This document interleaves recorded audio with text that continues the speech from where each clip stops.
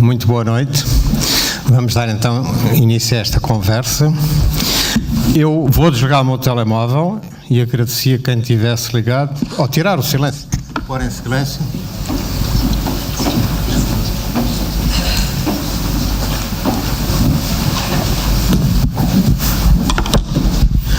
Antes de mais, muito obrigado por virem aqui ouvir estas duas escritoras, pois isto hoje está uma noite muito ventosa, mas eu acho que vai valer a pena. À minha esquerda temos Lídia Jorge. Não preciso fazer grandes descrições, mas vou só dar 2 ou 3 elementos biográficos. Licenciada em Filologia Românica, foi professora e estreia-se com o Dia dos Prodígios em 1980. À minha direita, Rosa Monteiro, estudou jornalismo, psicologia, fez teatro e estreou-se com a Crónica do Desamor em 1979. Antes teve um outro livro, mas não era um romance, não era uma novela. Sim. Era. Pronto. Então, pronto. Os últimos livros destas duas escritoras, Lídia Jorge foi um livro de contos, e de Rosa Monteiro está para sair no dia 3, 4 de outubro, A Carne. Posso dizer que já li ambos, o de Rosa quase, e ela garante que tem um final surpreendente. Portanto, no domingo já saberei se cumpre mesmo o efeito. A nível de romance, a Lídia Jorge publicou há algum tempo o último romance, Os Memoráveis, e tanto Os Memoráveis como A Carne, na minha opinião, são 2 grandes romances, completamente diferentes, mas 2 grandes romances. Mas quanto a isso, acho que eu não preciso dizer nada, porque quem vem aqui é porque conhece bem qualquer uma das escritoras e, portanto, sabe qual é o valor da sua obra. Estamos perante 2 escritoras extremamente premiadas, traduzidas, estudadas, lidas por académicos, lidas por estudantes nas escolas. Esta é que é a verdade. E eu, antes de começar, vou pedir a cada uma que leia um pequeno parágrafo dos seus livros para conhecerem a voz delas enquanto escritoras, e só depois é que passaremos a ouvir a voz delas enquanto entrevistadas.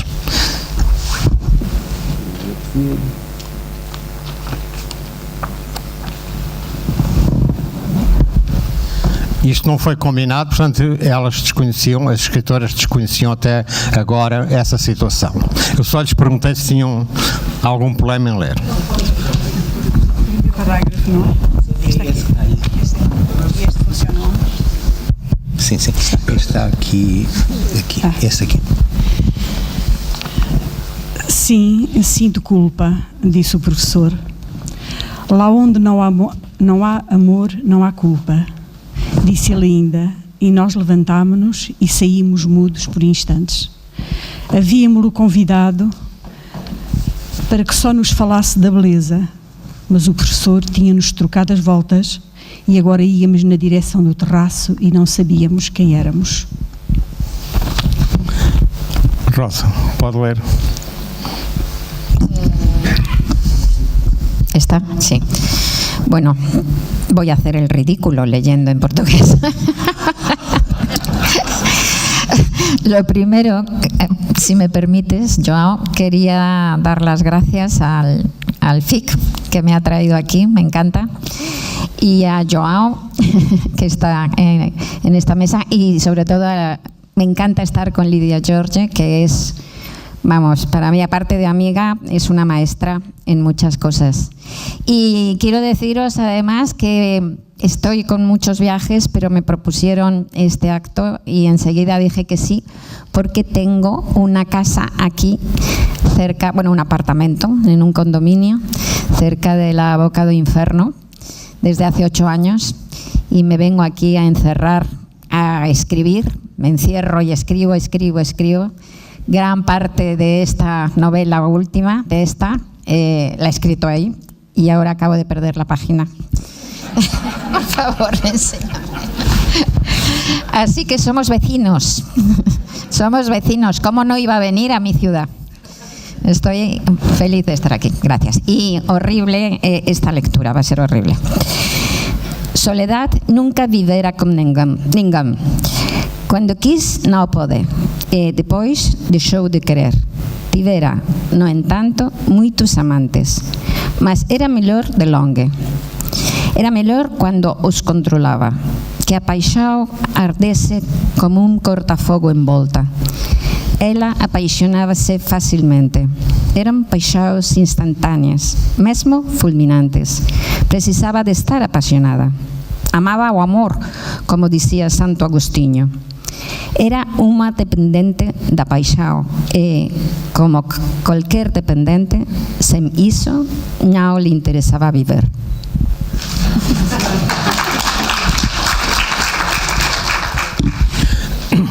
Nós estamos aqui na Casa das Histórias de Paulo Rego. O local onde escrevem habitualmente também se poderia chamar Casa das Histórias? Lídia? Eu faço esta pergunta para as duas. Por acaso sim, por acaso sim.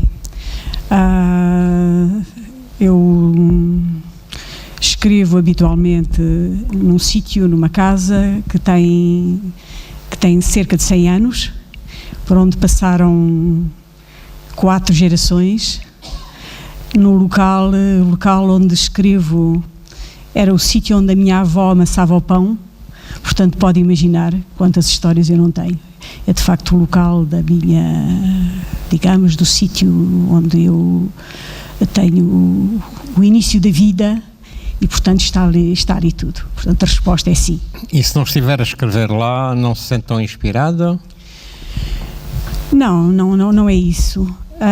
Eu escrevo lá como posso escrever noutro sítio qualquer. Simplesmente eu não preciso de um sítio especial para escrever, não preciso.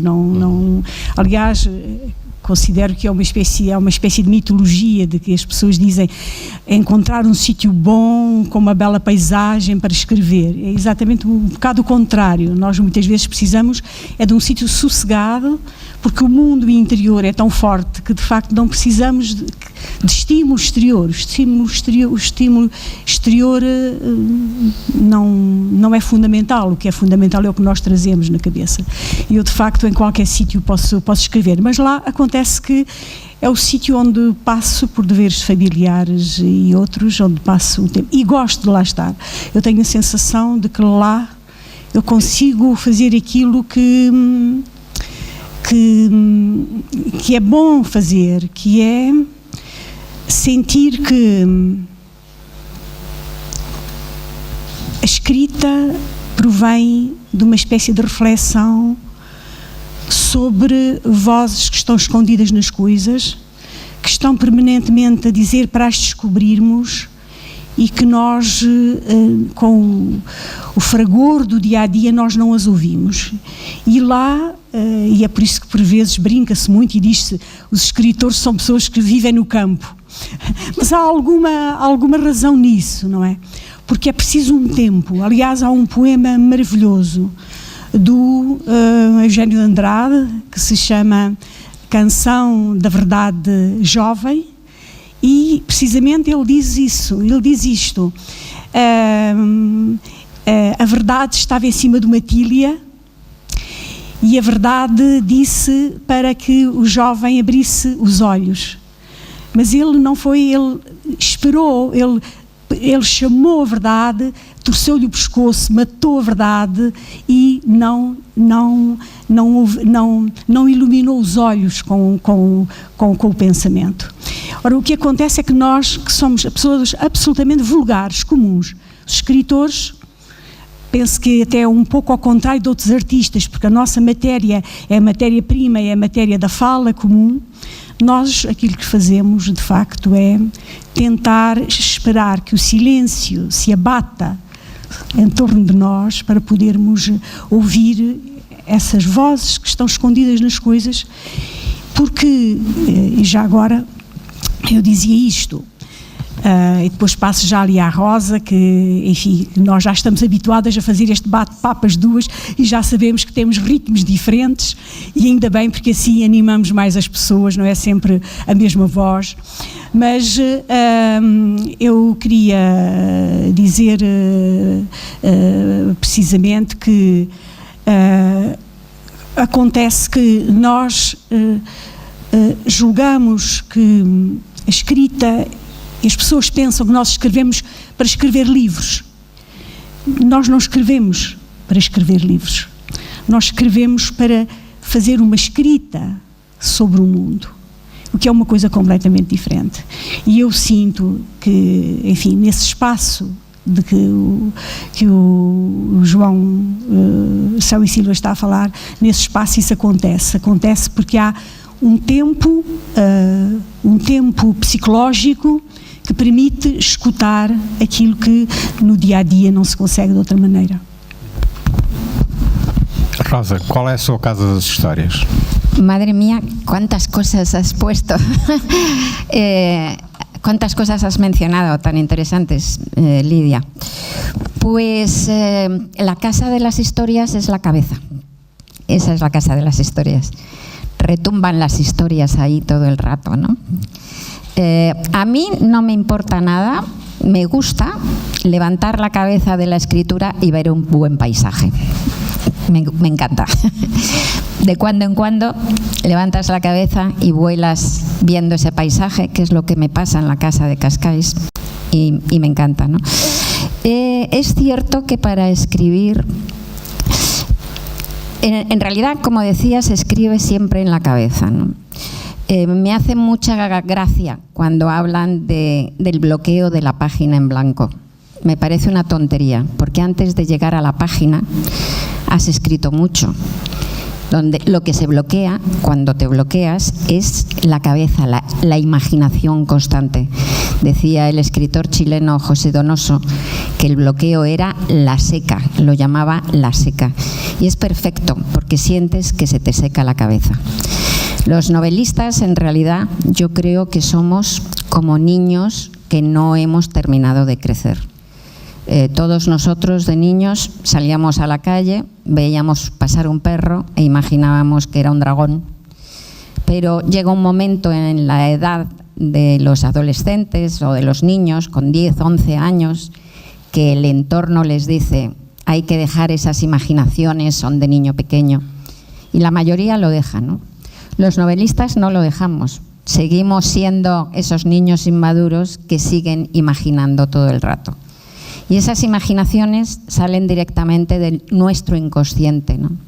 En realidad, cuando ella decía, es preciso un tiempo, ¿no? Y es preciso un silencio para empezar a oír esas voces son nuestro inconsciente. Tú nunca escoges una historia para un libro, la historia te escoge a ti, ¿no es así? Es decir, de repente es una imagen o una idea que se apodera de ti. Y eso te pasa en cualquier lado, Joao. Te pasa en una casa en la que te sientes muy bien y te aíslas, que eso es estupendo. Te puedes concentrar en la escritura, como me pasa en Cascais, pero te puede pasar en un aeropuerto. Te puede pasar en un tren. Hace poco, todo el rato se te ocurren ideas, ¿no? El 90% de esas ideas no sirven para nada. Simplemente aparecen en tu cabeza y desaparecen como meteoros. Pero una de esas ideas de repente se enciende en tu cabeza, esa historia venida de no se sabe dónde, del inconsciente, exactamente como un sueño. Las novelas son sueños que se sueñan con los ojos abiertos. Y una de esas ideas te emociona tanto, te inquieta tanto que no te cabe en el pecho, no te cabe en la cabeza y entonces te dices, yo esto tengo que compartirlo, yo esto tengo que contarlo. Y ahí es cuando nace la novela. Y si os fijáis, es muy bello, porque desde el principio mismo del nacimiento de la novela está el otro, está el lector, está la necesidad de compartir, está la necesidad de contar.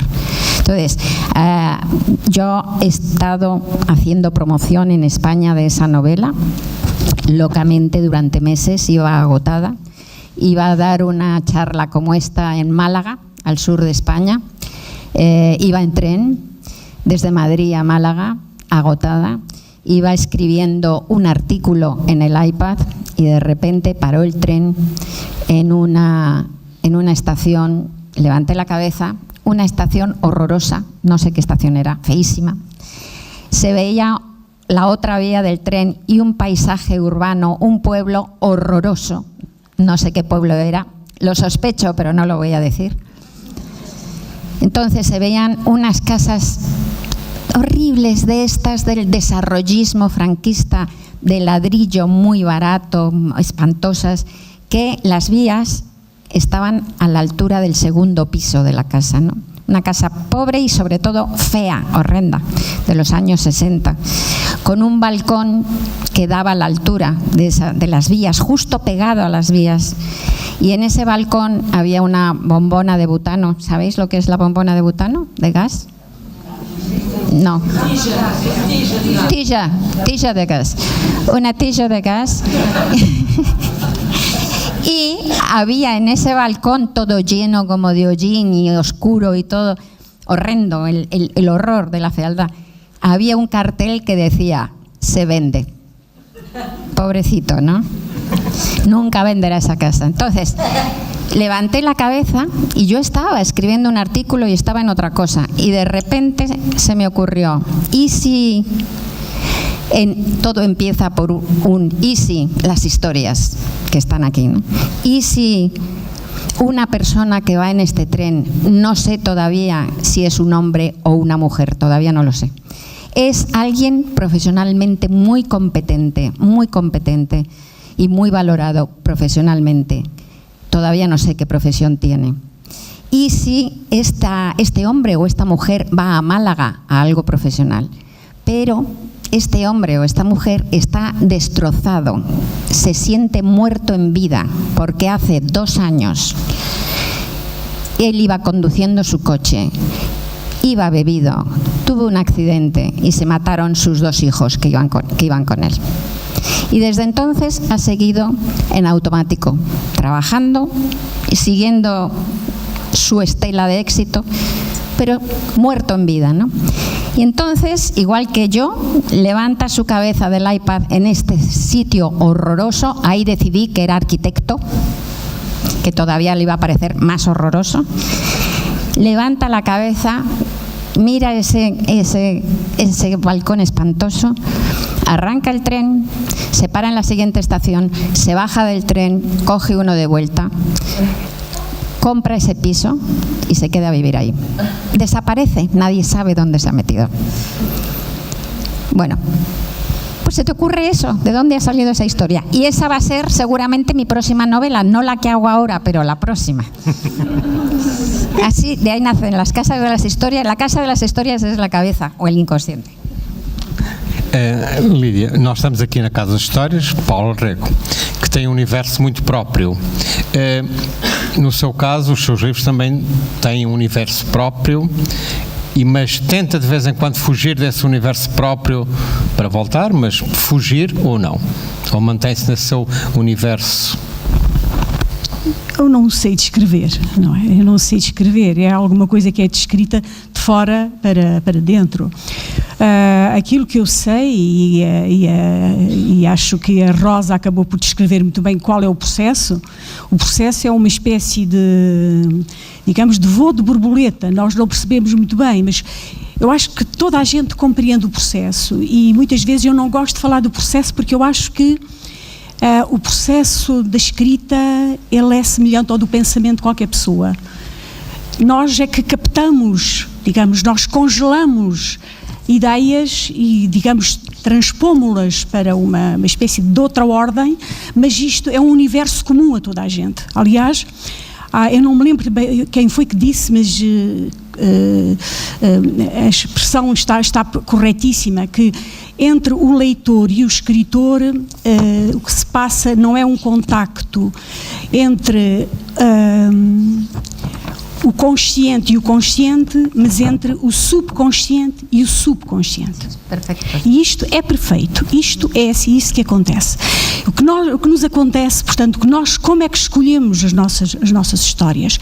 Quando elas atraem porque não estão explicadas, elas não estão explicadas, o fim da vida delas, se há figuras humanas, não está lá, são ideias que inquietam, que nos mordem por dentro e que nos obrigam a pensar sobre elas. É por isso que os livros tanto faz ter um fim como ter outro, muitas vezes.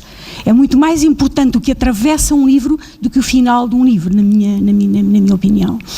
Porque, de facto, é esse magma de escrita que está por dentro e que nos vai dizendo, vai fazendo correr uma espécie de pensamento que é meio lógico, mas ele não é lógico, ele é do mundo onírico. E é isso que faz com que nós, quando começamos a ler, porque é muito semelhante, eu pelo menos sinto que é muito semelhante o ato de escrita do ato de leitura.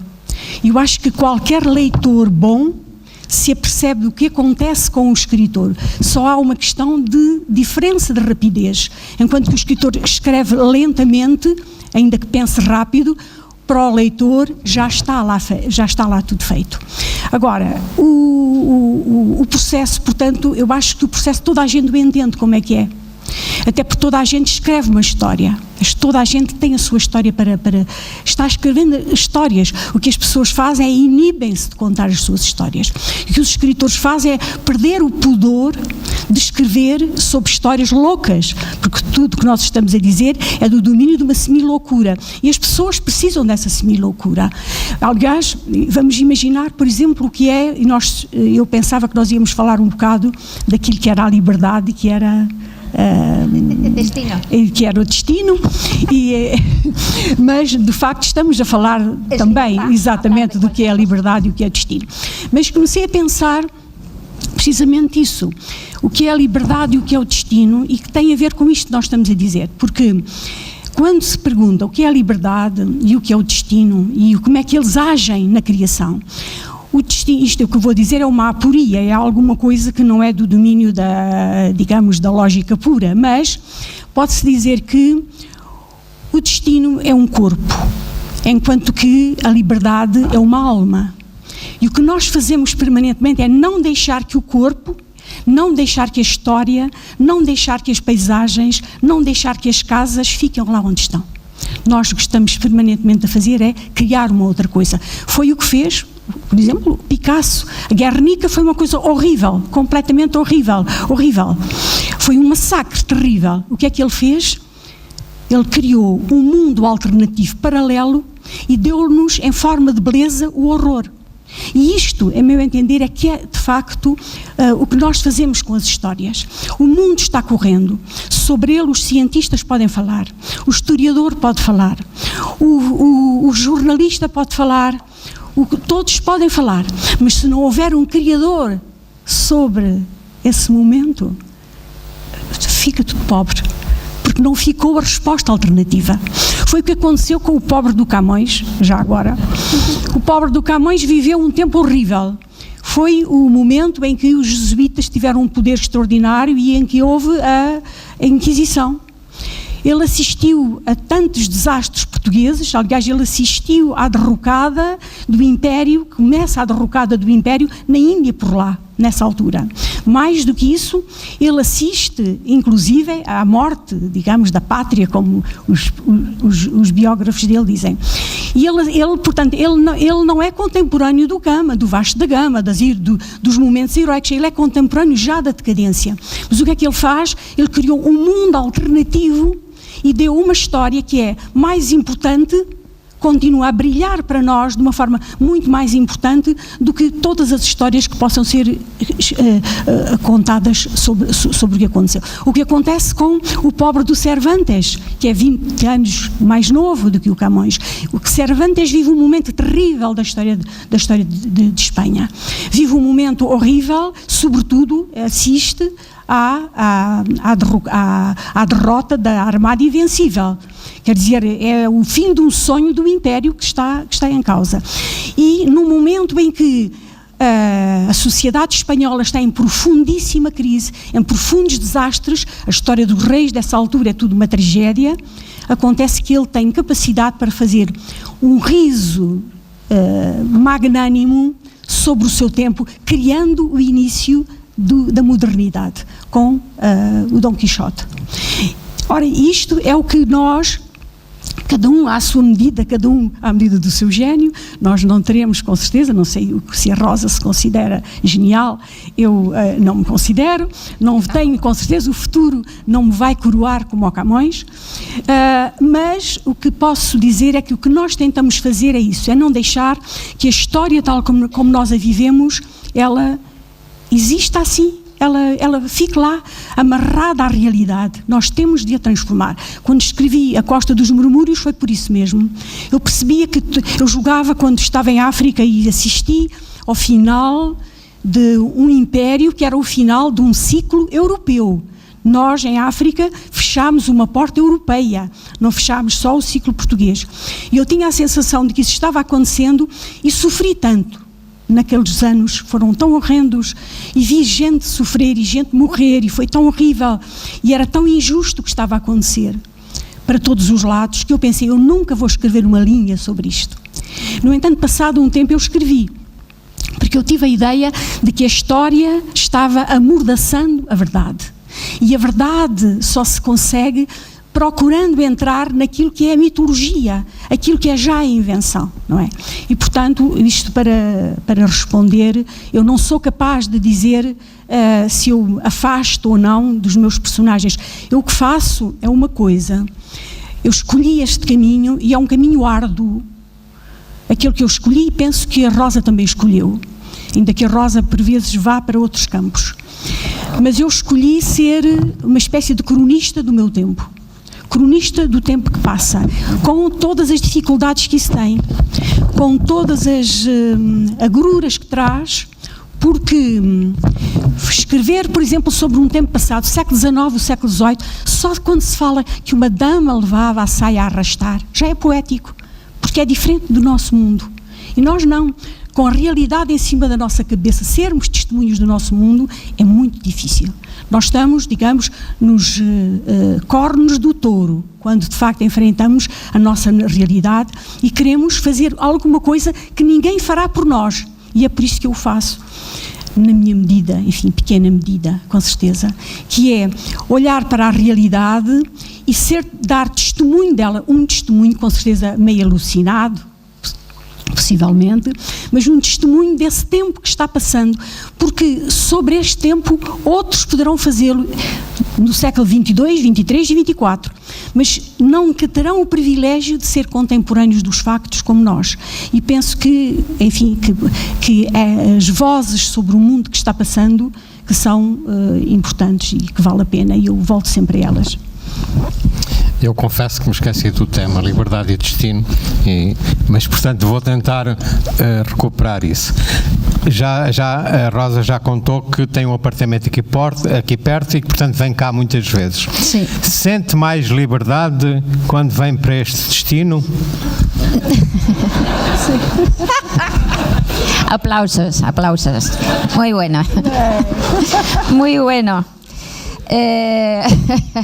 Bueno, como he dicho antes, lo que sientes es que eres, sí, más dueña de tu tiempo, digamos, para concentrarte en la escritura. No sales, no te llaman, no tienes otras cosas que hacer, y eso es maravilloso.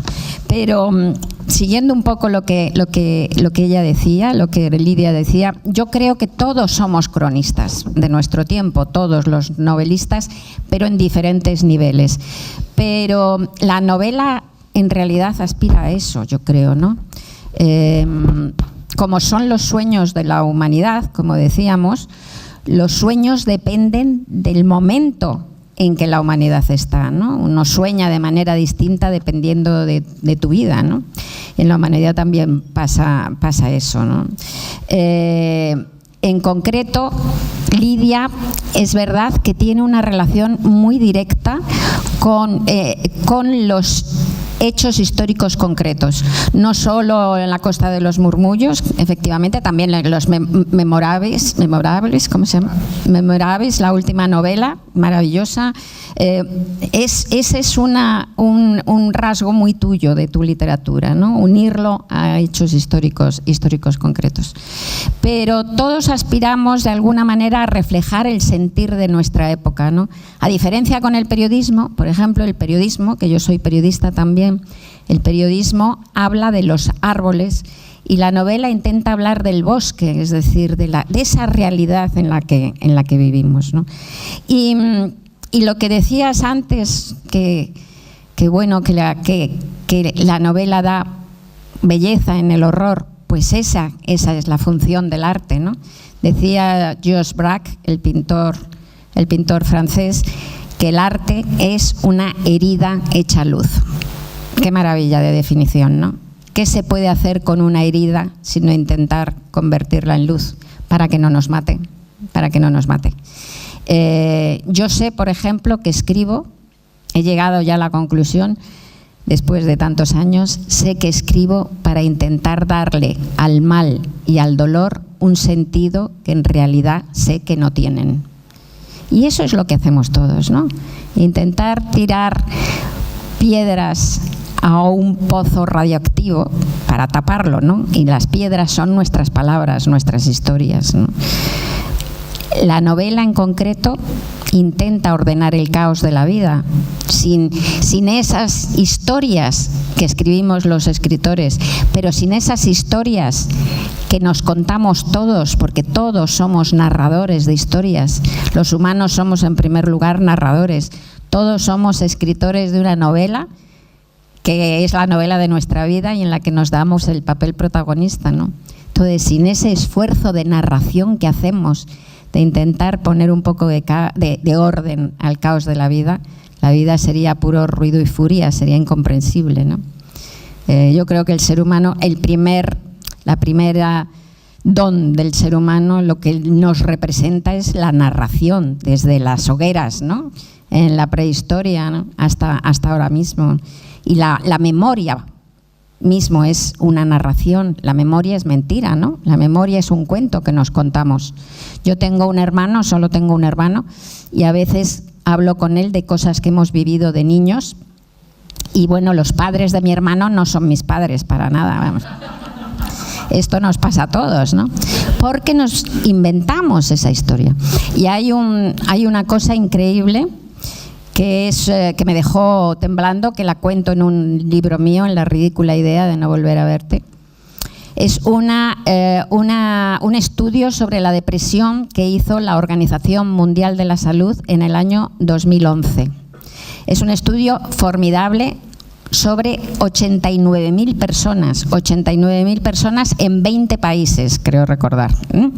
Entonces, es muy complejo y habla de qué factores influyen para la depresión y contempla pues el género sexual, la extracción social, la edad, la cultura, etcétera, muchas variables.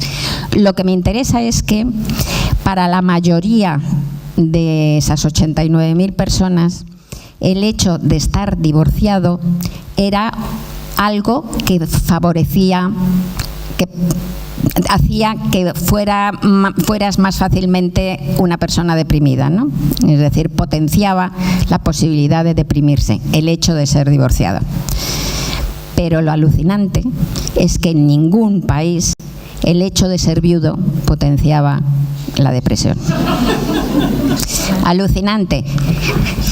Completamente fuera de lo racional y de lo intuitivo, antiintuitivo, ¿no? Yo me dije, lo leí y dije, no puede ser, esto no puede ser. Yo soy además, yo soy viuda, ¿no? Y dije, ¿cómo es posible, ¿no? Entonces te pones a pensar y dices, ¿qué les falta a los divorciados para deprimirse que a los viudos no les falta? ¿Qué les falta? Pensemos. No es la persona amada, obviamente. Lo único que les falta a los divorciados es un relato consolador, una narración consoladora. Cuando eres viudo o viuda, has cerrado la historia, puedes contártela hermosa, puedes hacer una narración bella. Pero si eres divorciado, el maldito divorciado no te deja, claro. No puedes hacerte esa historia consoladora. Entonces, así de importante es la narración, así de importante es ese relato que da belleza al horror, ¿no? Decía Epicteto que lo que nos afecta a los seres humanos no es lo que nos sucede, sino lo que nos decimos sobre lo que nos sucede. Y bueno, es tan importante la narración que por eso hay tantas terapias que funcionan a través de la palabra y cambiar el relato. Cambias el relato, cambias tu vida, ¿no? O puedes cambiar en algo tu vida. Entonces, todos somos narradores, todos necesitamos narración. Y esta señora y yo somos narradores, además, profesionales. Lídia, vai intervalando romances com contos. Os livros de contos são romances frustrados ou era mesmo para ser assim? Deu-se a liberdade de lhes dar esse destino? Não. Muito interessante, muito interessante. Está muito inspirado hoje. Está inspirado. João, muito inspirado. Há quem diga que os romances são contos falhados, né? Pode acontecer, não é? Não, tem as gêneses completamente diferentes. Os contos são narrativas curtas. Por vezes eu transformo contos há um caso, sobretudo o caso da Manta do Soldado, que era para ser um conto rápido, que eu escrevi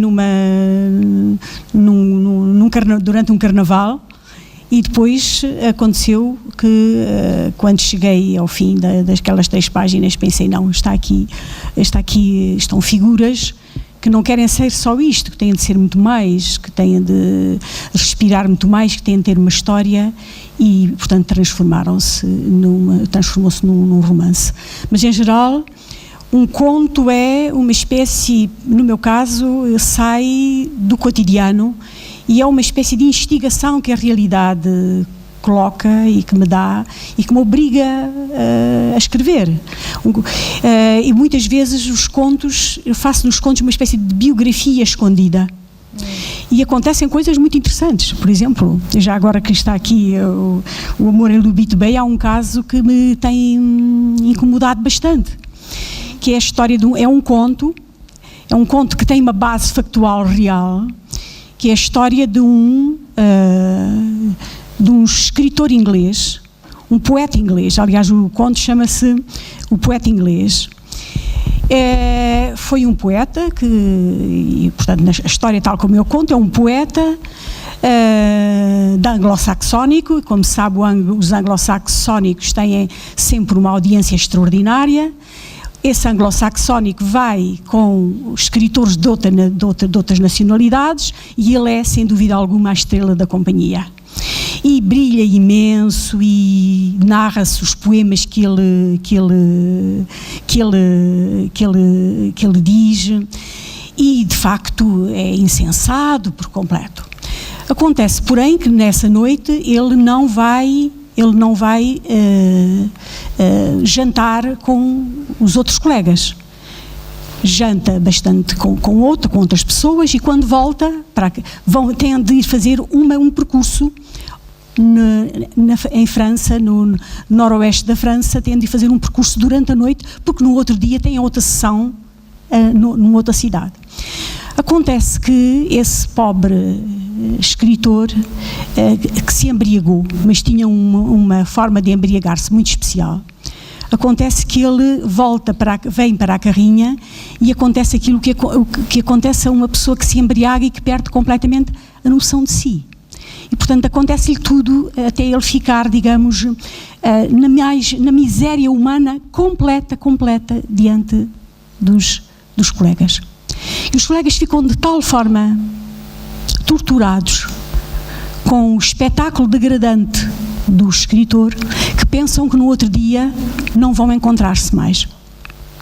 E pensam, sobretudo, não o querem encontrar, não querem enfrentar um homem que viram no alto do êxtase da população com ele e que naquele dia e que naquela noite se revela, digamos, na miséria humana mais baixa possível. E o que é que acontece? Acontece que no outro dia de manhã todos se preparam para sair sem falar, mas quando chegam à sala de jantar, ele está impecável, vestido, arranjado, a ler o The Times, como se nada tivesse acontecido. Ninguém é capaz de falar, ninguém é capaz de dizer nada. E ele só diz: eu não vou com vocês.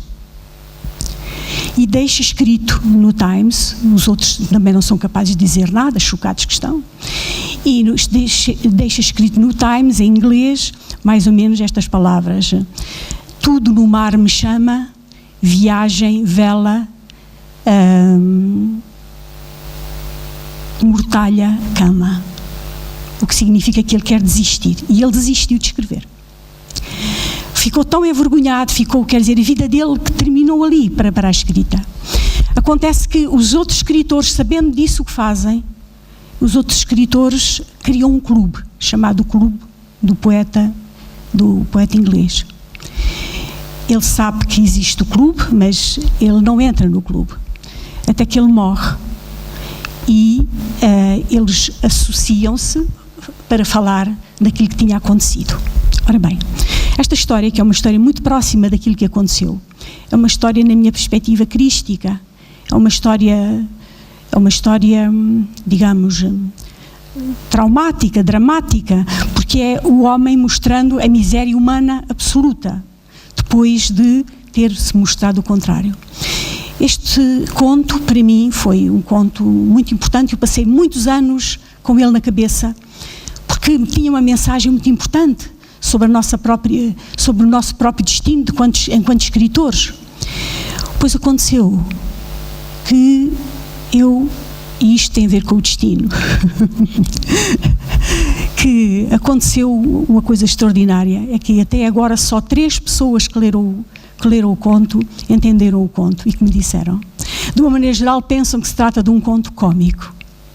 E houve um grande crítico que me disse: como é que é possível, depois de 8 contos num registro, o último ser um conto cómico? Eu tenho lido vezes sem conta, a procurar onde é que está a comicidade e não consigo encontrar, percebem? Isto, porque é que eu conto isto? Conto isto porque um conto, nós não escrevemos, eu acho pelo menos que é assim, não se escreve um conto por escrever um conto. Escreve-se um conto porque ele implica uma coisa da nossa vida, não é? Eu tive um empregado moçambicano, na Beira, em Moçambique, que me dizia um provérbio da terra dele muito interessante, que era assim: uma mulher desenhou, para o tempo das chuvas, uma mulher desenhou na areia uma nuvem e a terra encheu-se de chuva. Isto é o que eu acho que nós fazemos.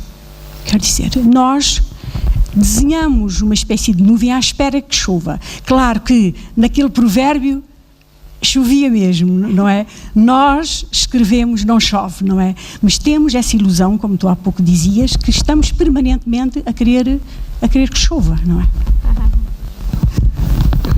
No seu livro anterior, que se chama A Ridícula Ideia de Não Voltar a Ver-te, escreve lá que o sofrimento está na origem da criatividade. É sempre esse o motor dos seus livros ou de vez en cuando há outra origem? Es una pregunta difícil de contestar porque yo creo que en el fondo último de toda arte, no solo de mis libros, sino de los libros de todos y del arte de todos, como he dicho antes, creo que en el fondo está la herida de vivir. Lo que decía Braque, ¿no? Que el arte es una herida hecha luz. Eso es lo que nos mueve a intentar convertir el dolor en belleza. Pero esto no quiere decir que no creo en absoluto en ese tópico del artista torturado que cuanto más sufre mejor escribe o mejor hace arte. No lo creo para nada y además espero que todos mis amigos escritores y artistas sean lo más felices posibles y yo también.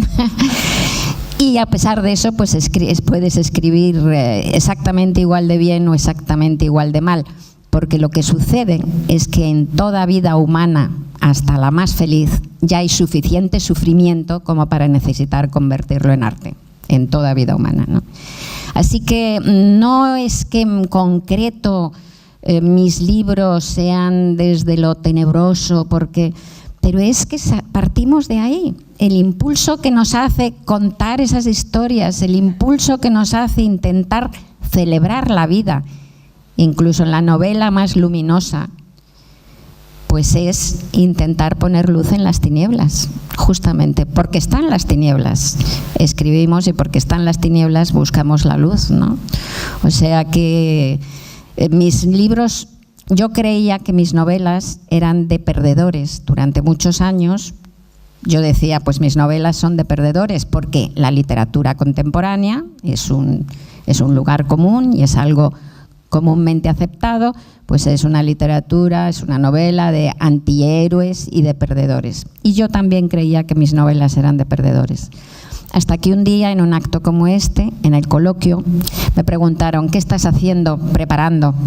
Yo dije, pues estaba preparando una novela que se llama Instrucciones para salvar el mundo.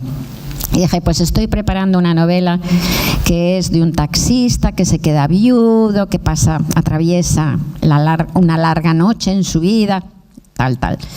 Y de repente me escuché oír a mí misma y me asombré. En resumen, una novela sobre supervivientes como todas las mías. Y ahí me enteré de que no escribía novelas de perdedores, sino de supervivientes, que es algo muy distinto.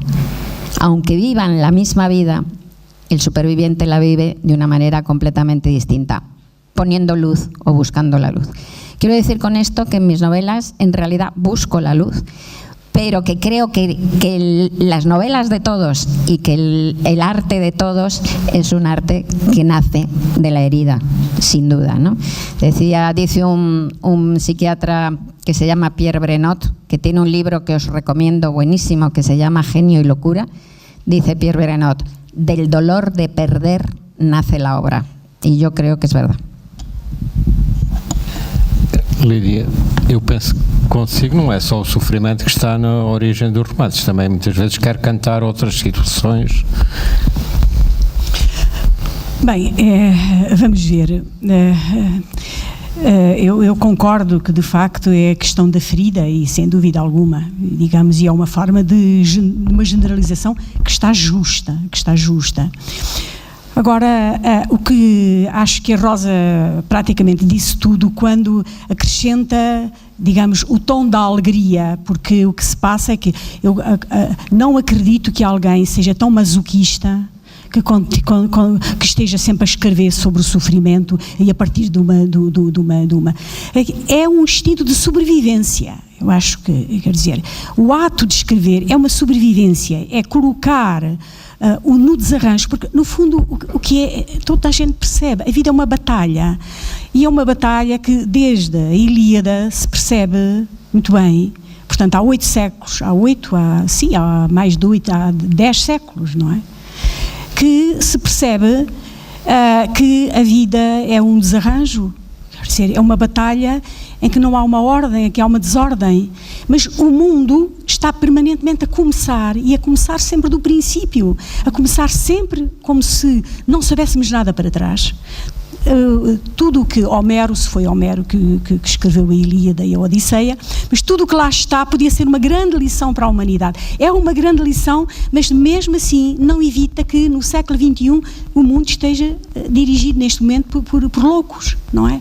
E a história está sempre permanentemente a recomeçar.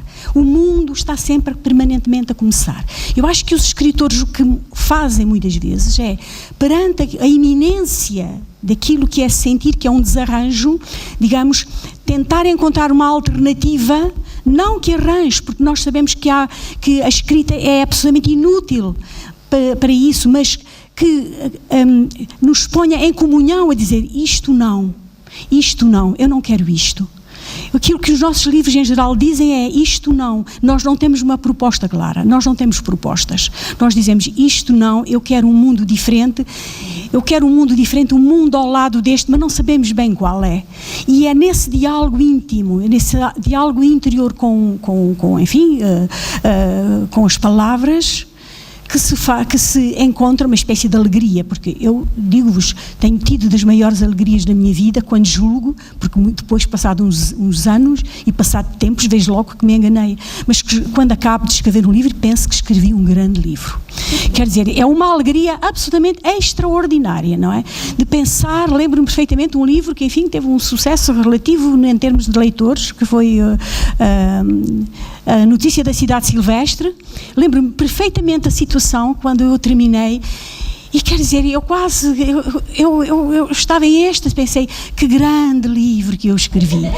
E era uma alegria tão grande, tão grande, tão grande. Mas, na verdade, nós sentimos isso, quer dizer, precisamente, aliás, muitas vezes os editores, que são muito marotos, perguntam-nos assim, então está contente com o seu livro?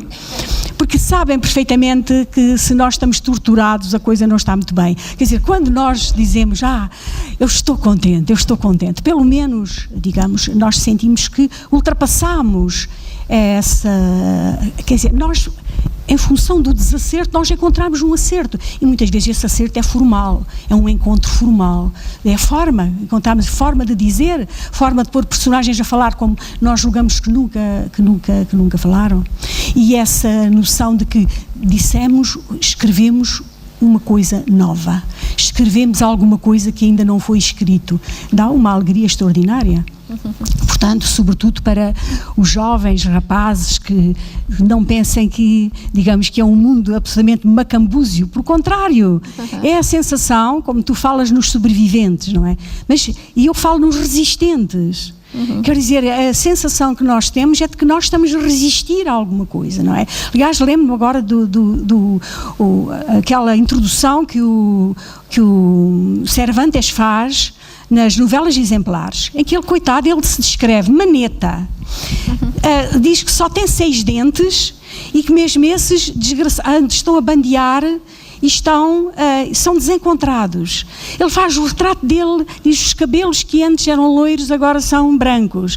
Eu passei não sei quantos anos, 5 anos na prisão, faz a descrição péssima dele, mas faz com humor, com graça. E, digamos, está a escrever as novelas exemplares, o que significa que há, digamos, um triunfo. E quando nós falamos muito de que nós escrevemos como meninos, não é? Como ninhos, nós escrevemos, eu acho que sim, que é verdade, mas sobretudo como adolescentes. Nós escrevemos como adolescentes, com a noção daquilo que o adolescente sente, que é a noção de que é invencível. O adolescente... E é por isso que tantos se matam, se anda por isso, não é? Pensam que não há uma separação entre o seu próprio corpo e o mundo, não é? E que vencem o mundo, e então metem-se na mota e vão a correr, eles pensam que a morte não vem para eles. Eles galgam o mundo. E eu acho que isso é o que nos acontece. Ficamos durante meses, anos, não digo décadas, ainda que há pessoas que possam dizer décadas, mas nós não dizemos décadas, penso eu. Mas ficamos durante anos a escrever com uma sensação de triunfo, ¿no es? Y no entanto o triunfo es sobre nada, ¿no es? Sí, no, me encanta, perdona, me encanta, estoy completamente de acuerdo con lo que has dicho. Además, desde luego, somos niños, escribe el niño interior. El niño es el que tiene la creatividad. Para seguir escribiendo, el niño tiene que seguir estando vivo, porque el niño es el que crea. Eres enormemente feliz incluso escribiendo una mala novela. Escribir es un don de las hadas, es un juego, es poder jugar siendo tan mayores como somos ya, poder seguir jugando con ese juego tan grande y tan enorme, ¿no? Así que es fantástico. Y por supuesto, el ejemplo que has puesto de Cervantes es magnífico, ¿no? Don Quijote es tronchante, te mueres de risa, sobre todo la segunda parte, y es al mismo tiempo una construcción celebrando la vida sobre el agujero del horror. Entonces, por supuesto que mis novelas están llenas de humor, porque creo que el humor es una arma maravillosa para entender el mundo y como persona y como escritor y para definirlo y para describirlo. Y en cuanto a la fragilidad que tenemos, recuerdo que terminé Lágrimas en la lluvia, que es una novela de ciencia ficción, que está también traducida. Terminé el primer borrador de Lágrimas en la lluvia, que había sido muy difícil para mí por muchas circunstancias y se lo mandé a mi editora. Yo estaba desesperada en esos momentos que dices, la voy a tirar, no la voy a publicar, esto es horrible, no sé qué he hecho. Total, se lo mando a mi editora, le digo, mira, léetelo, pero creo que la voy a tirar, el primer borrador, léetelo, es el primer borrador, es horrible, creo que lo voy a tirar, pero léetelo. A los 2 días, era un libro así de gordo, me llama y me dice, me ha encantado. Y yo dije, qué buena novela he escrito. Y ese embeleso me duró como 2 semanas, por lo menos. Já que puxaram o tema, por exemplo, o Philip Roth, o escritor Philip Roth, considera que não vale a pena escrever mais, já não tem idade para isso. Acham que há uma idade até onde se pode escrever ou chega uma idade em que se deve fechar o escritório? Mas o que é que se passa com o Philip Roth? Ele disse que não queria escrever mais. Mas não acredito, o Lobo Antunes tem dito isso há quantos anos? E Paul Auster também disse. Não acredito, não acredito. No Lobo Antunes já só faltam 3 romances, depois para. Depois para. 3 a partir do próximo, não é? Não há idade nenhuma para. Não há, quer dizer, não sei, cada pessoa lá, cada um lá pensa o que pensa, não é? Mas acho que não há idade nenhuma para nada disso. Aliás, precisamente os artistas conseguem essa coisa extraordinária, e sobretudo os escritores, desde que não fiquem cegos ou qualquer coisa assim, mas em geral os escritores, estou a pensar no Camilo, que precisamente Camilo escreveu até ao fim da vida, e não é por acaso que eu falo na questão de cegueira, porque é aquilo que mais atinge os escritores, não é? Mas desde que estejam bem, não há idade para parar de escrever, eu acho que não há. O Sófocles teve 85 anos, não é? Até aos 85 anos e escreveu sempre muito bem, portanto o Philip Roth deve ter aí qualquer problema. Sim. Já tem, ainda lhe faltam 5, deixe estar, ainda vem aí mais. Bueno, y pode preparar. Y Paul Auster también dice que quizá no escriba más y tal. Yo creo que es algo propio de grandes hombres con muchas ambiciones. Entonces, todos son gente que quiere como hacer el novelón y que todo el mundo les admire. Yo escribo por el placer inmenso de escribir, para sobrevivir y para seguir jugando con mi juguete. Así que puede que sea una mierda lo que haga, pero ojalá no deje nunca de escribir por mi propia salud y por mi propio placer. Mas neste romance A Carne, a Soledade, a dado momento, coloca a idade como uma barreira, como não pode mais amar ou não pode mais ter um certo tipo de relações apaixonadas. Ela diz isso, ela receia que ya no possa continuar. Por la edad, ¿quieres por la decir? Edad. Bueno, es que es el miedo al tiempo, el odio al paso del tiempo y a lo que el tiempo nos hace, lo sentimos todos, ¿no? Y no lo sentimos como Soledad, que mi personaje cumple 60 años al principio de la novela, ¿no? No se siente solo a los 60 años.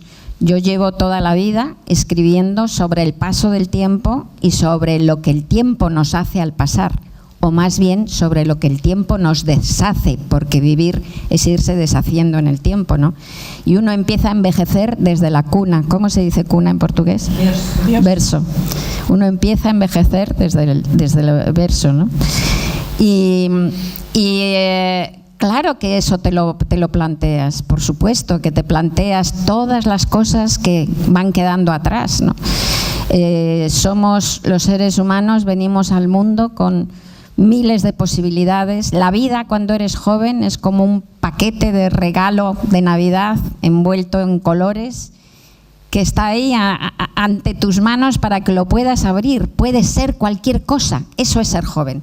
Ser joven es tener todas las posibilidades intactas delante de ti y además saber que puedes mañana empezar cualquier vida desde cero. Eso es la juventud. Pero enseguida se acaba, porque muy pronto, a los 20 y tantos, a los 30 años, puedes seguir haciendo otras vidas, cambiar, pero ya no empezarás de cero, ya llevas una vida a las espaldas, ya llevas una mochila a las espaldas los compromisos, de los errores, de los miedos, del daño que has hecho, del daño que te han hecho, ¿no? Y eso va empeorando, ¿no? Entonces, de jóvenes somos como una planta con 1000 ramas, ¿no? Y luego el tiempo es un jardinero loco y nos va cortando las ramas y nos vamos quedando convertidos en una sola rama pelada, que es la pequeña vida que vivimos, ¿no? Y toda vida humana, incluso la de los grandes hombres y las grandes mujeres, la vida de Marie Curie, la vida de Alejandro el Magno, es mucho más pequeña que nuestros deseos, mucho más pequeña que nuestros deseos. Entonces, ¿cómo no dolerse del tiempo?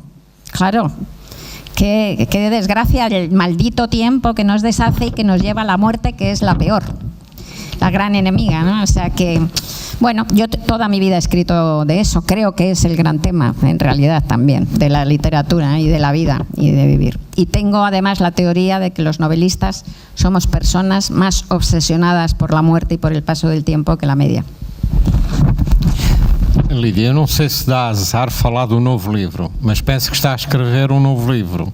Estou, e não dá azar, não dá azar falar. Não dá. Posso falar. Mas quando é que vai ser? Está no fim? É uma obra-prima? É uma tragédia? Está a gostar? E o que é que pode dizer desse livro para estes leitores que aqui estão? Vai ser um livro na sequência dos meus outros livros. Compreendo. Mas não... Não disse nada, isto foi um ato voluntário. Assim, então, mas... Não é possível, não é possível falar. Há pessoas que gostam de falar, eu não gosto de falar. Lembro-me sempre daquela imagem que é quando as crianças vão aos ninhos, tocam lá nos ovos dos ninhos e os passarinhos, os pais abandonam os ovos e os passarinhos morrem dentro do ovo. E, aliás, muitos escritores contam isso. Nós contamos o livro ou falamos dele e perde o encanto que nós temos. Há um período que é só connosco. Depois os leitores terão toda a vida a se pegarem nele, não é? E quando é que chegará a vez dos leitores? Para o ano? Chega para o ano. Chega para o ano. Sim. Então vamos falar antes do Lobito Bay, dos memoráveis. Sim. Aquilo era na minha opinião, é o primeiro grande romance sobre o 25 de Abril, sobre aquele período, ou pelo menos o romance mais total que existe. Não diga o primeiro, diga que é o grande. Não, ainda não tinha chegado aí. Portanto, é o primeiro grande romance, na sua totalidade, e o maior. E o mais...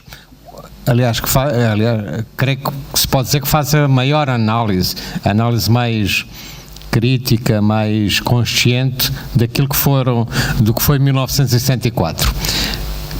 Acha que os leitores, assim, a Revolução cria sempre, há uns que gostam, outros que não gostam. O que é que sentiu da parte dos seus leitores? Que olharam para o livro enquanto um romance, uma obra de arte, uma das maiores obras de arte, ou tiveram problemas com o tema? Vou dizer... e eu já agora aproveito e digo que o João Silva fez das leituras mais inteligentes que foram feitas, não é para o cumprimentar, mas é para dizer isso sobre os memoráveis. E eu tenho de lhe agradecer porque é um livro que provoca sentimentos muito contraditórios. É um livro para o qual os leitores partiram com parti pris, uns contra, outros querendo encontrar no livro aquilo que eles pensam sobre o 25 de Abril e, portanto, as desilusões têm de ser muitas sempre, num livro assim. Agora, é preciso dizer, eu não escrevi um livro sobre o 25 de Abril.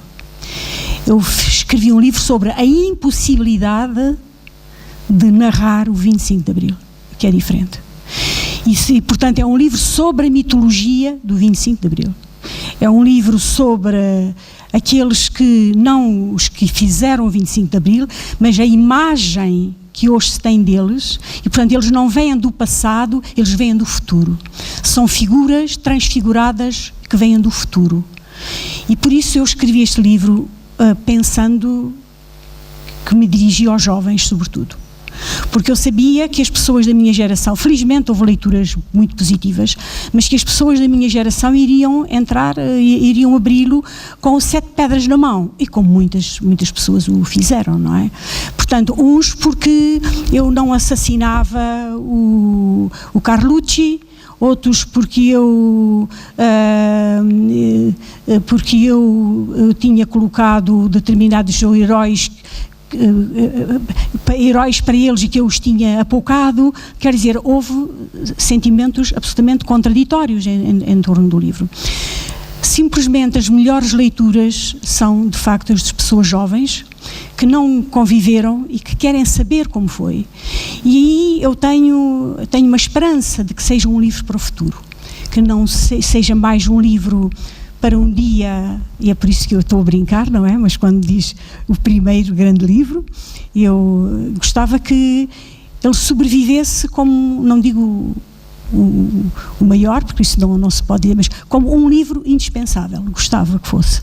Era, digamos, é quase uma espécie de ambição pessoal que eu tenho, porque há um período da nossa, enfim, do nosso património cultural, do nosso património cívico, que é único, que não pode ser imitado, que teve uma importância fundamental, que o Samuel Huntington considerou o primeiro de 60 e tal movimentos que tiveram inspiração neste, e que aconteceu que no seu estado de pureza ele só viveu 24 horas. Só 24 horas essa revolução existiu no estado de pureza. Possivelmente é sempre assim, não é? Possivelmente é sempre assim. Agora o Le Monde publicou um dossiê muito importante sobre a Revolução de 1917, e é curioso perceber isso, a impossibilidade de narrar as revoluções, é impossível, porque aquilo que faz o sonho do momento não é, os historiadores não podem apanhar, não é possível apanhar, só de facto passando à mitologia, e foi isso que eu pretendi fazer, e digamos, brincadeiras à parte, gostei de fazer. Tive a sensação de que era um livro para o momento, mas era um livro, não era um livro para o momento, era um livro para um momento longo que há de vir. Como vê, não me falta ambição. Não. E já agora agradeço que ninguém se ponha a escrever livros sobre o 25 de Abril para não estragar este momento. Rosa, além destes seus romances mais normais, tem aqueles com os replicantes, com aquela que são não vou usar uns termos pomposos como metaliteratura, outras coisas, não, mas como é que consegue conviver con os dois tipos de narrativa? Para mí es exactamente igual, lo mismo, exactamente lo mismo. Yo tengo 3 novelas de ciencia ficción, una que publiqué hace 26 o 27 años, que se llama Temblor, y estas 2 que he publicado ahora, protagonizadas por una androide de combate que se llama Bruna Husky. Las novelas son Lágrimas en la lluvia y El peso del corazón, y suceden en el año 2109, dentro de un siglo.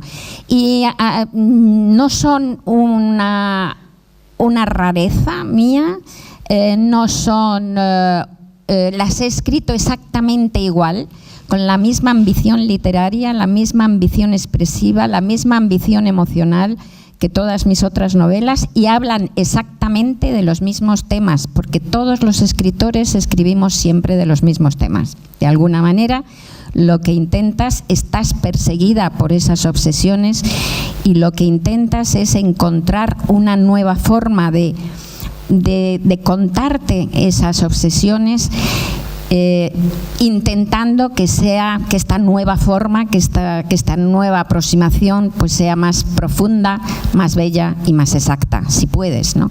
Entonces, para mí es exacta, no hay ningún problema entre ir a uno de esos libros o a otro, y de hecho El peso del corazón, que es el segundo de Bruna Husky, creo que es uno de mis libros más íntimos y más personales que he escrito, y Bruna Husky es el personaje que yo considero más cercano a mí y el que más, bueno, es un androide de combate, pero en fin, en lo profundo, quiero decir.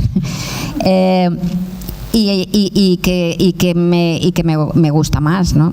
Así que ahora estoy escribiendo la tercera novela de Bruna Husky, pero vamos, todavía me queda bastante para terminar.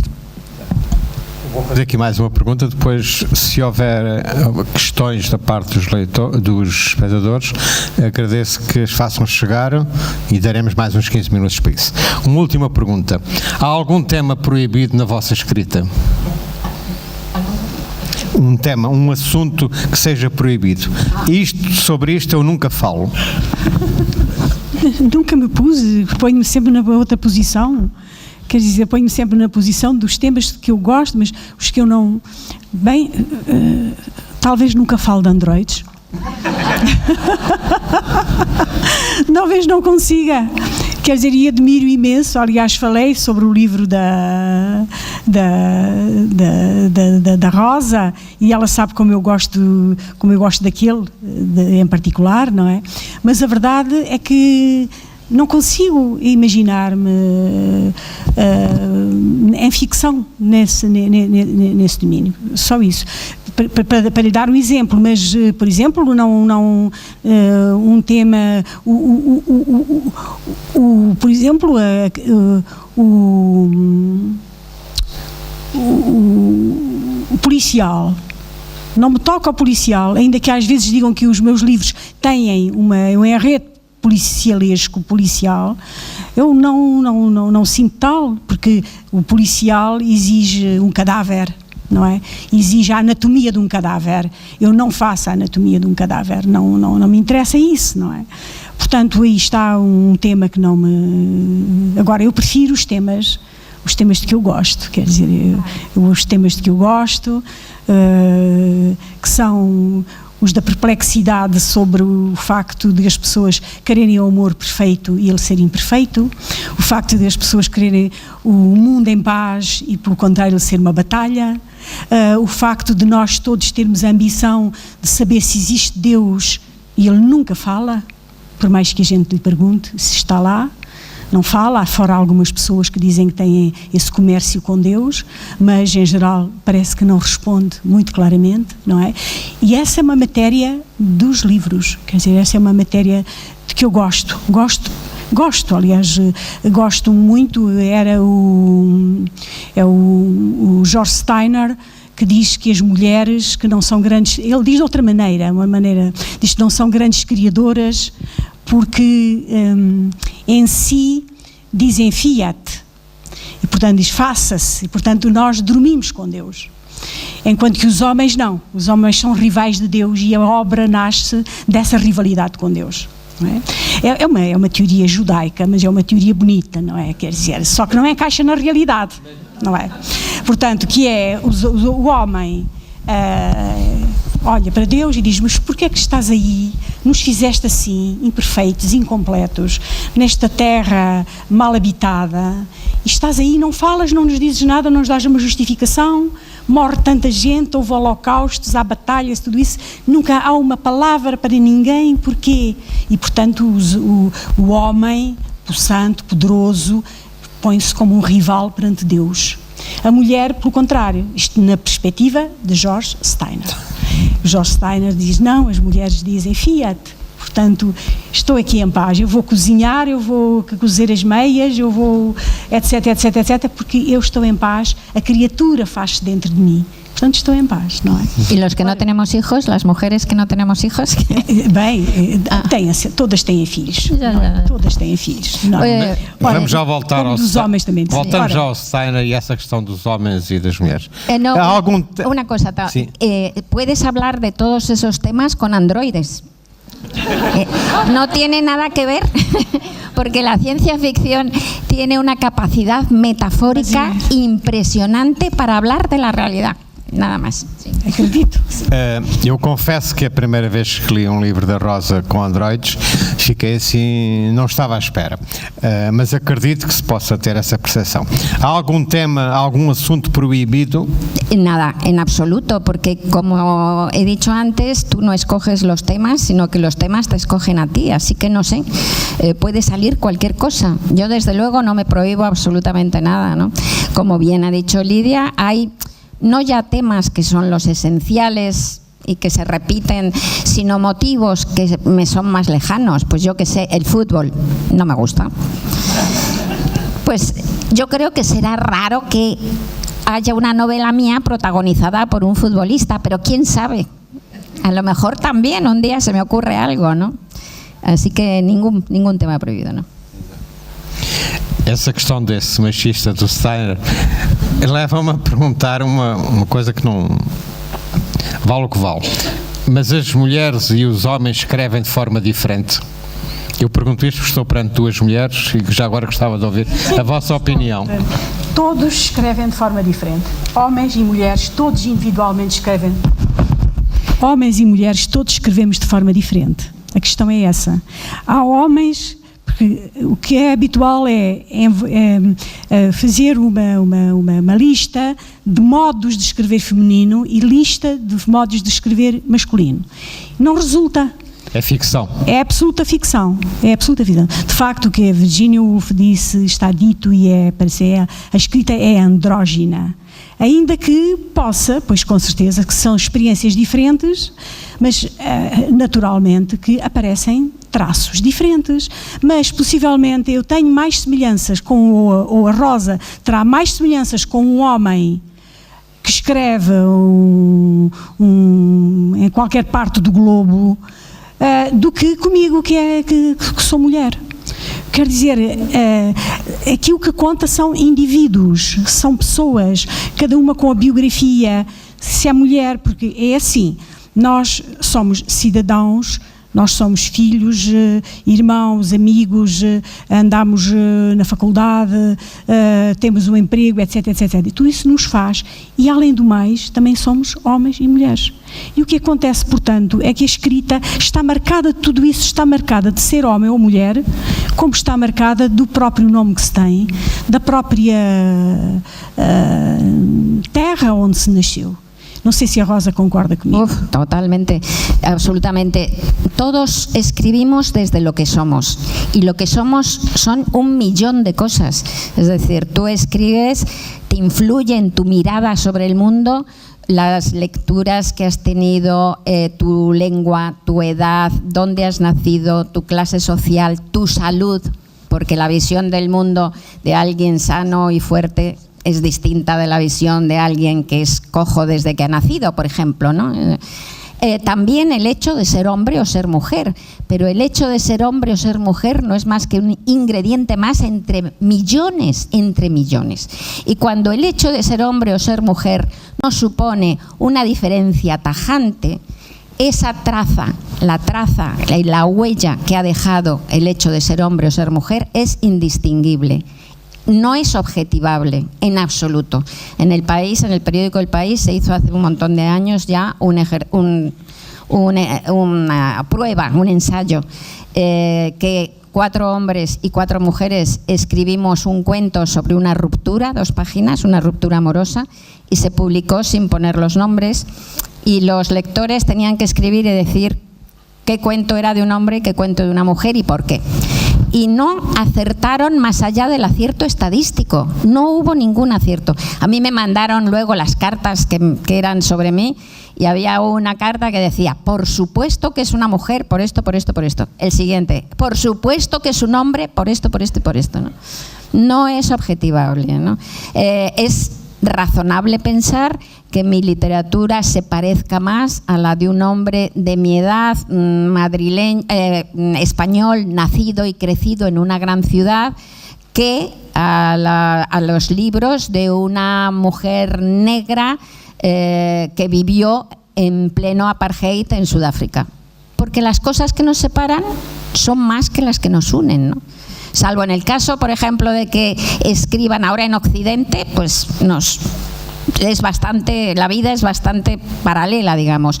Salvo en el caso, por ejemplo, de que habláramos de las mujeres que escriben en Afganistán, pues probablemente se les note una diferencia a esas mujeres que están escribiendo desde un mundo en donde no se las deja salir a la calle, en donde no se las deja solas, en donde no se las deja estudiar, y a las que estudian en las escuelas les ponen bombas.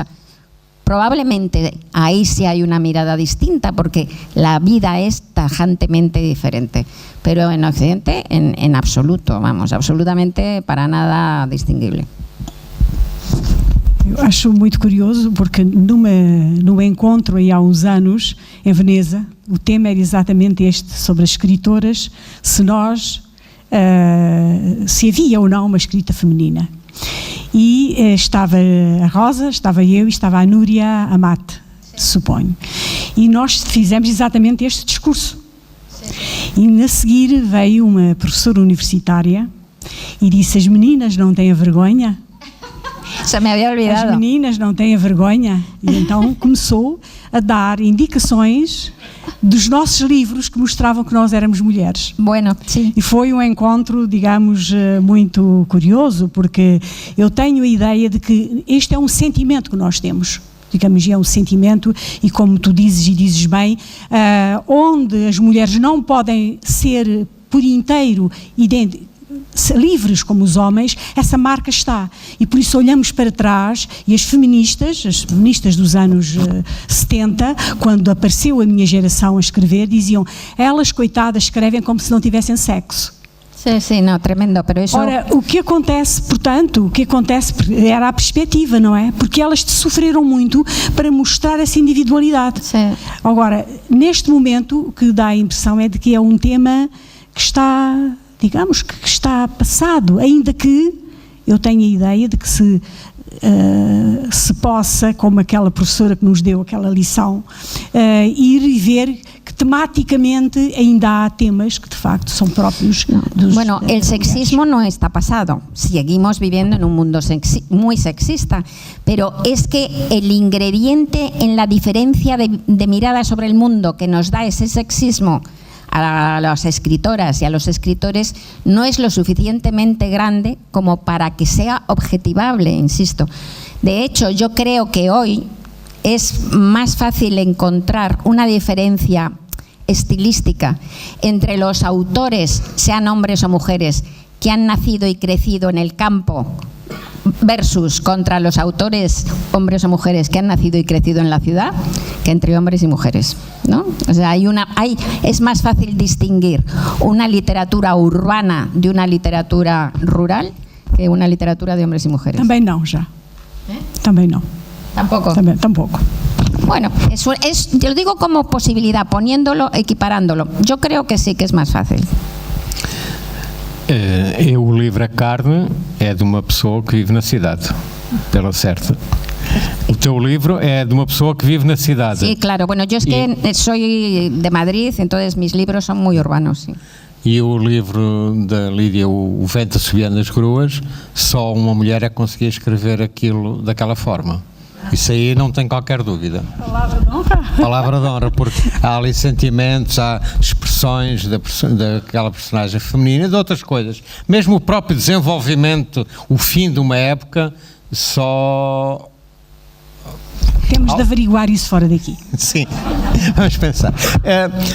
O escritor passa meses, às vezes anos, fechado a escrever. Quando o livro é lançado, os leitores estão corretos na sua opinião sobre o livro, ou os leitores nunca conseguem perceber o livro que o escritor escreveu? Bem, felizmente não acontece sempre como aconteceu com o poeta inglês, não é?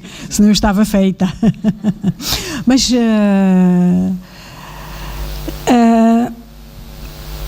para falar, portanto, desse sentimento de o que é a recepção do livro. Basicamente, se os leitores são bons leitores ou não são bons leitores? Há os bons leitores, mas não são muitos. Não são muitos os bons leitores. Eu acho que muitas vezes acontece que há uma espécie de decalagem, de diferença entre aquilo que quando se escreve um livro e dá-me a impressão de que a população parece que o livro é que cria os leitores e não são os leitores que vêm entender o livro. Essa experiência, já que falou no Vento Subindo nas Gruas, eu quero dizer-lhe o seguinte, que esse livro foi entendido aqui, mas foi entendido como se eu exacerbasse a questão do racismo em Portugal. E não é verdade, quer dizer, o tempo tem passado e tem mostrado que aquela história é uma história, a história que lá está, que sustenta o livro, é uma história portuguesa que continua, não é só portuguesa, é uma história global, que continua e cada vez mais. Mas na altura, quando ele apareceu, as pessoas tinham essa sensação de estranheza. Curiosamente, onde se percebeu perfeitamente pelo menos o que eu achei que queria dizer com o livro, foi em Israel. Os leitores israelitas, talvez pela situação em que se encontram, talvez pelos traumas de vida, talvez pelo Holocausto, talvez por tudo isso, perceberam perfeitamente a figura e escreveram páginas admiráveis sobre esse livro.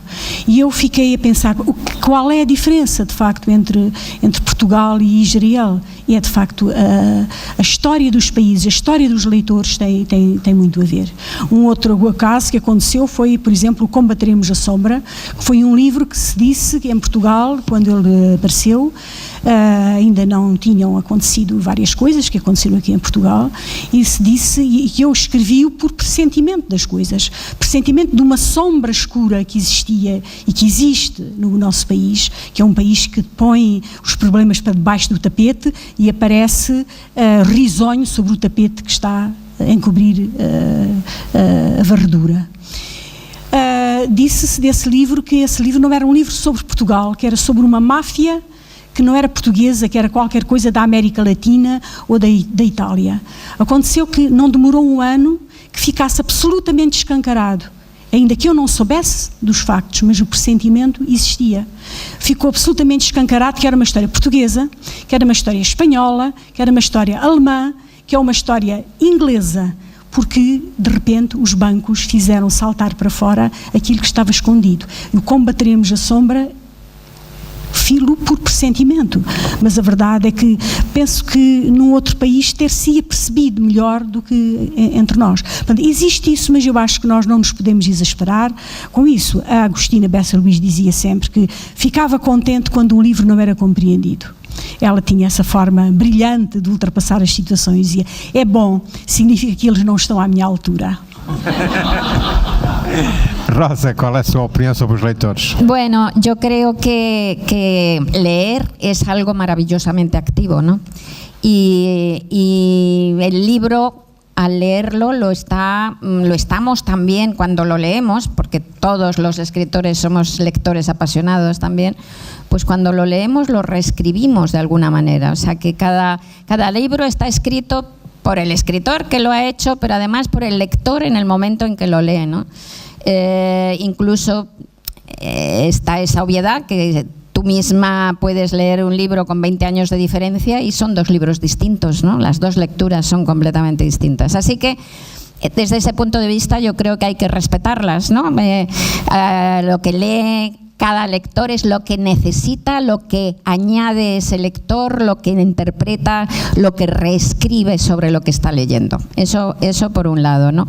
Y por otro lado, hay una escritora argentina que vive en España que se llama Clara Obligado y tiene un libro que no me acuerdo del título, que es de ensayos literarios.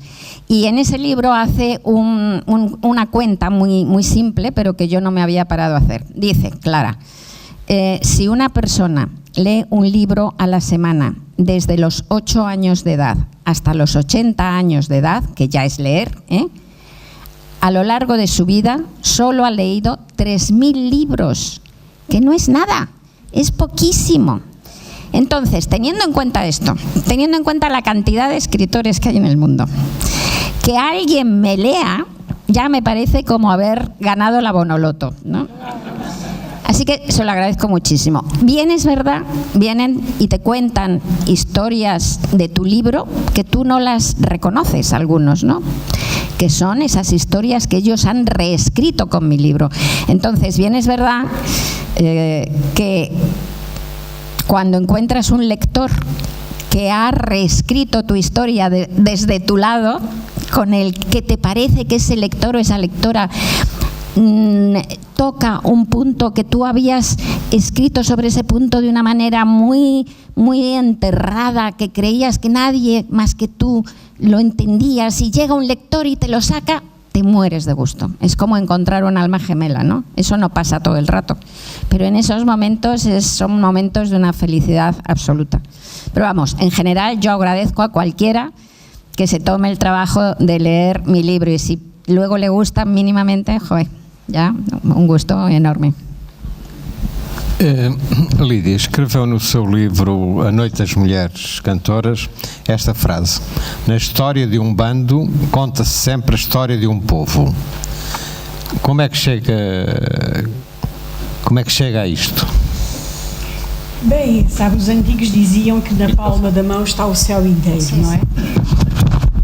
Os antigos diziam que na palma da mão está o céu inteiro, não é? Porque a história de um bando, a história de um grupo, acaba por se esmiuçar a história de cada uma das figuras.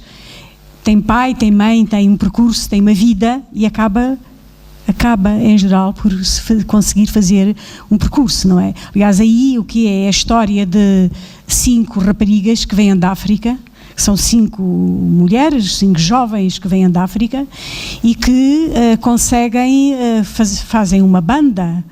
E só que elas cantam em uníssono, mas elas têm histórias completamente diferentes, não é?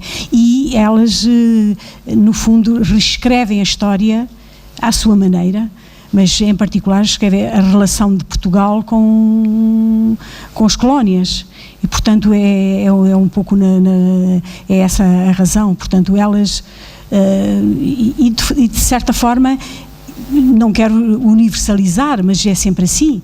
Se pegar num grupo de pessoas, começar a perceber, ouvir as histórias delas. Um dia em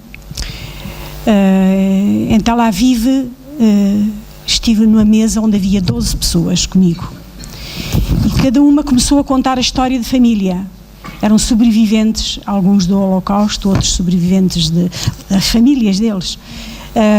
Outros sobreviventes de situações incríveis, e de repente estava ali à volta a história da Europa, a história da Europa do século XX, porque, digamos, eu aprendi mais com aqueles relatos que fizeram naquela noite, aquelas 11 pessoas, do que depois quando fui ao Museu do Holocausto em Jerusalém. Quer dizer, e é por isso que é tão importante isto que dizíamos, a história. Quando a pessoa conta a sua história, não conta só a sua história, conta a história dos que estão para trás. Os antigos, aliás, sabiam disso, por isso criaram os deuses manes, não é? Tinham a ideia de que havia espíritos de familiares. Nós perdemos, na nossa vida de hoje, nós perdemos completamente essa noção de que há uma espécie de continuidade que é supra-individual, mas na verdade existe uma continuidade que, desde que narrar em voz alta, é por isso que narrar em voz alta é muito importante. Aprender a narrar em voz alta e aprender a ouvir. Eu, aliás, nestes encontros fico sempre um bocado a pensar para mim de que há uma espécie de desequilíbrio enorme, que é nós falarmos tanto, as outras pessoas ouvirem tanto, mas há uma coisa que eu alivio-me um pouco com esta, digamos, assimetria. É pensar que os escritores em geral falam dos seus falhanços. Eu acho que nenhuma outra, digamos, tipo de pessoas põe em público os falhanços como nós pomos.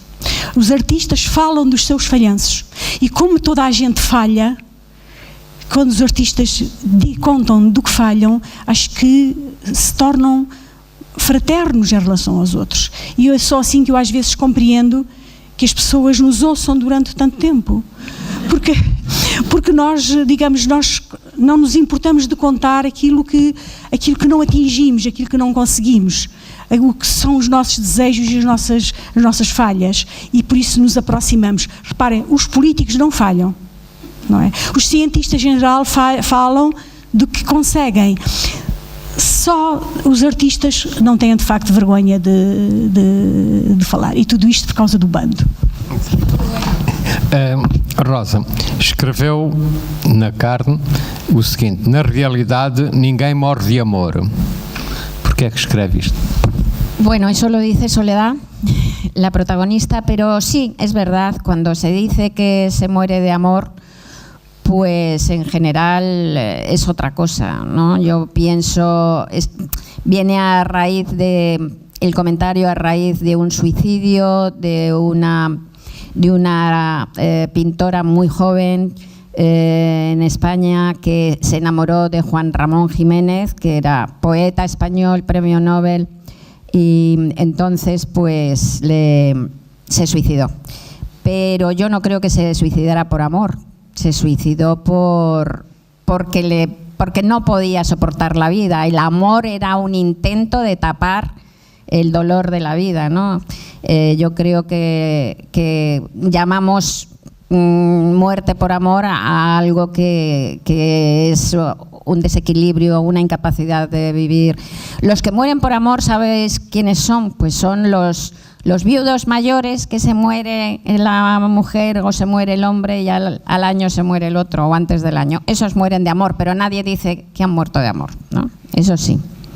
Pero lo que llamamos las grandes, apoteósicas, dramáticas muertes, escenificadas muertes de amor, pues no me las creo. Vamos terminar. O tema era o destino, a liberdade e o destino do nosso querido Camões. Passámos um pouco ao lado por minha culpa, mas acho que também tínhamos de falar da atualidade. Muito obrigado a Lídia Jorge e Rosa Monteiro, e bons livros todos os anos. Boa noite.